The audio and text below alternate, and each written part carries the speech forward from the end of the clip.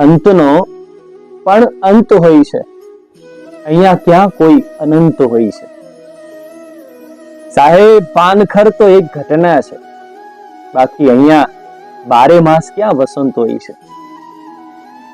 માટે તો અહીંયા આ દુનિયામાં જિંદગીમાં સાહેબ સુખ દુઃખ મનમાં ના આણી તો ઘટ સાથે ઘડ્યા ટાળ્યા કોઈના ના ટળે તો મારા રઘુનાથ ના ઘડ્યા.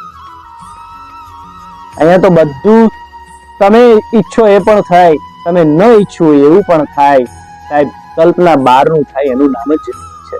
માટે સાહેબ દરેક પરિસ્થિતિનો સ્વીકાર કરી અને મોજમાં રહેવું, અને એનાથી જો સમય મળે ને તો આત્માની અને પરમાત્માની ખોજમાં રહેવું. બાકી એ ન થઈ શકે તો કાયમ મોજમાં રહેવું.